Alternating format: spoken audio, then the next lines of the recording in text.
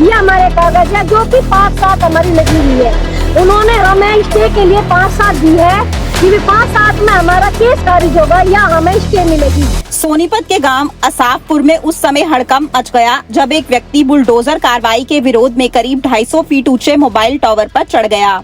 जानकारी के अनुसार हरियाणा शहरी विकास प्राधिकरण HSVP की टीम सरकारी जमीन से अवैध कब्जा हटाने के लिए मौके पर पहुंची थी। जैसे ही टीम बुलडोजर के साथ पहुंची, गांव निवासी 48 वर्षीय सुनील अचानक टावर पर चढ़ गया और ऊपर बैठकर जोर जोर से विरोध करने लगा। बोलो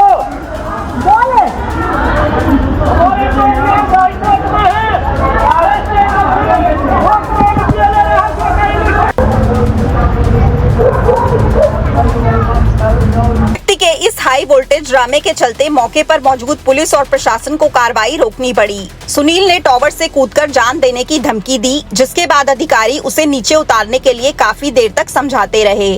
वहीं परिवार की महिला सोमिल भी प्रशासन के खिलाफ धरने पर बैठ गई और आत्मदाह की चेतावनी दी। बताया जा रहा है कि कार्रवाई के दौरान स्कूल के एक कमरे को भी तोड़ दिया गया, जिससे माहौल और तनावपूर्ण हो गया।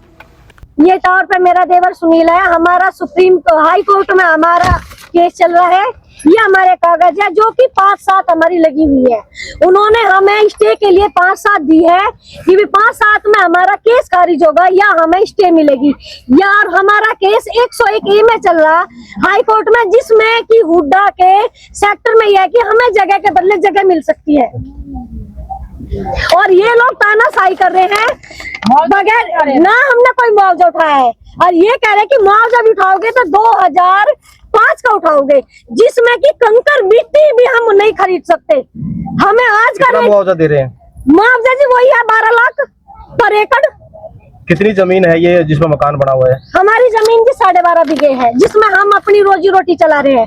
अगर हमारे ये ढाया गया तो जी हमें शाम की रोटी भी नहीं मिलेगी, क्योंकि हम मजदूर मेहनती आदमी है, किसान आदमी है। हम अपनी मेहनत करके खाते हैं जी, और हमारी खुद की जमीन है। यहाँ कितने सालों से यहाँ रह रहे हो? यहाँ हम जी 1962 से रह रहे हैं यहाँ। 80 का तो मंदिर है जी, 79 का तो मंदिर है जी। 1962 से रह रहे सीता मंदिर है जी। और 70 साल पुराना तो हमारा यहाँ का मीटर है। साल मीटर नंबर लेके जो आज यहाँ पर क्या कार्रवाई की गई है?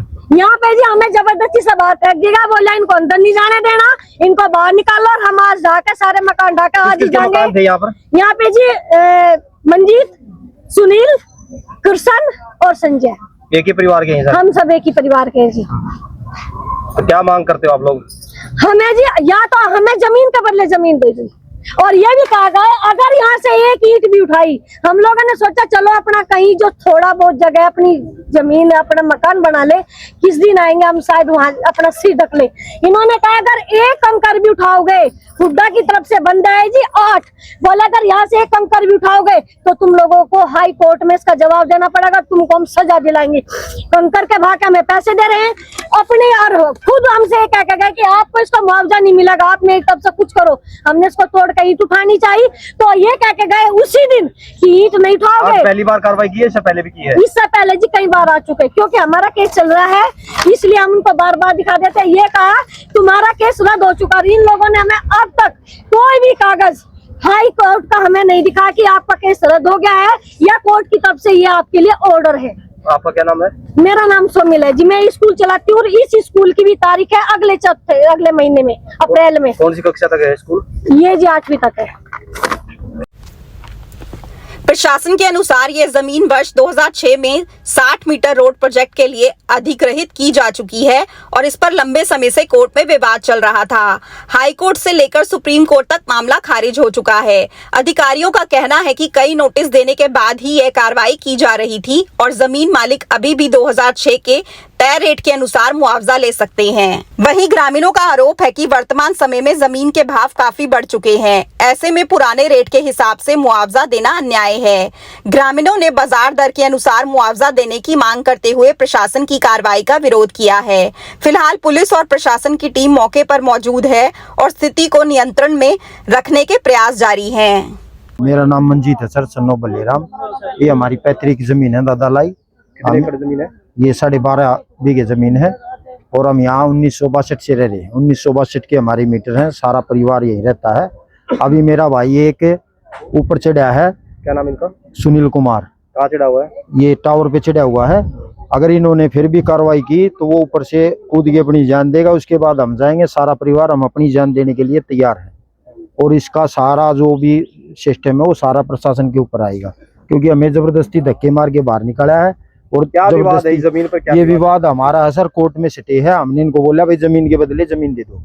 प्रशासन क्या चाहता है? प्रशासन ये चाहता है वैसे ही भाग जाओ और अपना सामान वामान सब यहीं दाब दे।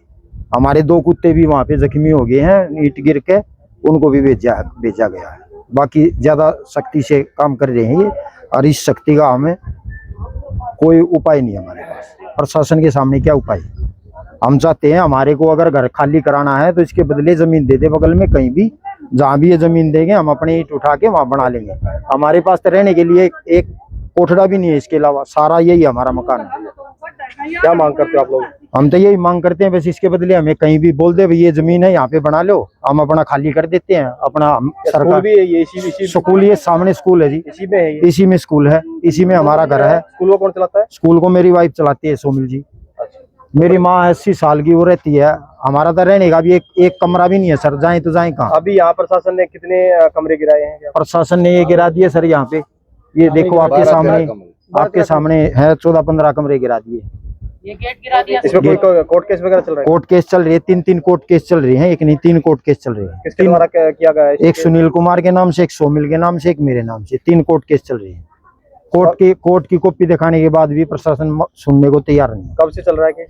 ये केस चल रही है सर 2001 से चल रही है। बार खारिज हुए, फिर दूसरे हुए, फिर खारिज हुए, फिर दूसरे हुए, मतलब चलते आ रहे हैं 2001 से। कितने लोग हैं परिवार में जो यहाँ रह रहे हैं? परिवार में, हमारे परिवार में है मेरे 40 आदमी है टोटल। आपका क्या नाम है? मेरा नाम मंजीत है। तो गांव का यहाँ सरपंच भी होगा? ये गांव का सरपंच तो गांव में है सर। ये मेरा भाई है बड़ा, ये भी यहीं रहता है। इसका भी सरपंच की तरफ से कुछ बात सामने नहीं आई क्या? सरपंच की तरफ से अभी तो कोई बात सामने नहीं आई है। जैसे सामने पता भी आएगी नहीं होगा। उसको शायद पता भी नहीं होगा। ये असावरपुर जमीन की एक्वायर्ड लैंड है। ये 2 मार्च 2006 में इनकी जमीन एक्वायर्ड हो गई थी और सुनील सन ऑफ भलेराम ने हाई कोर्ट में केस फाइल किया था, वो डिसमिस हो चुका। सुप्रीम कोर्ट में फाइल किया, वो डिसमिस हो चुका। इसने हमारे एविक्शन ऑर्डर के अगेंस्ट एडमिनिस्ट्रेटिव HACCP रोहतक के पास अपील फाइल की थी, वो भी डिसमिस हो चुकी है। इनके पास कोई स्टे नहीं है, ना इनकी जमीन रिलीज है।